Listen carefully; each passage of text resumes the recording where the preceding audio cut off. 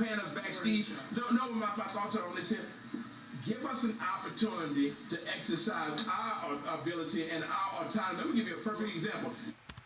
Now, this last guy is what I'm going to really go off on. Because he says, give us an opportunity to exercise our ability and our autonomy. What do you think was happening before the Civil Rights Movement? Why do you think Representative Byron Donalds and some of these other black historians, such as Vince Everett Ellison, right?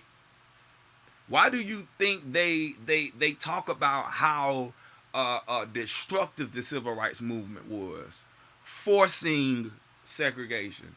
And then for you to have black people come all these years later, right, after you have marched, fought, bled, died, got bit up by dogs, jailed, political leaders or activists killed, and all of this right here, for y'all to want to say now, oh, give us money. You wasn't asking for money prior to Martin Luther King, and we were thriving well. Why? Because we depended on God. We depended on God. But see, this is the downfalliness of the black community, because now we have been ushered from under God's wings, under the government's wings, specifically the Democrat Party. Right? I find that absolutely absurd that we now have, that this man is saying, oh, let us exercise our ability and autonomy. You were, after they freed you from slavery. You were. We were exercising our ability and our autonomy. But we didn't want autonomy. We had leaders come along that said, we don't want autonomy.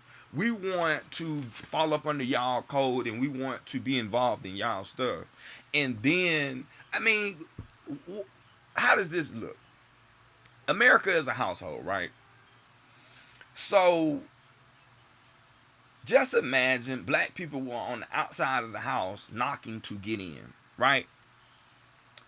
And white people kept saying no, no, no. Specifically white Democrats kept saying no, no, no, no, no, right? So somebody in the house opens the door and says, okay, come on in. Live and do as you please. But see, what black people have done, instead of them coming in and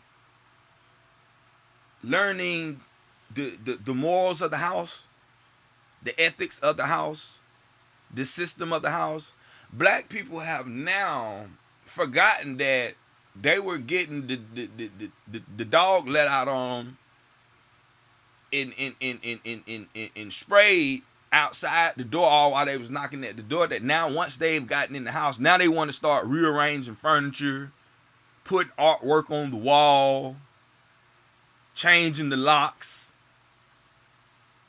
changing the cable plan, right? Bringing all type of people in the house. It's not even your house, right? But you were brought into the fold.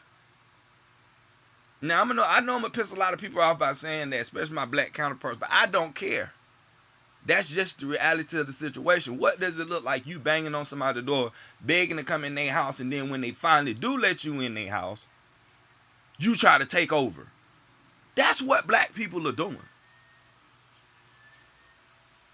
Tell me what you think about the conversation, man behind the mic.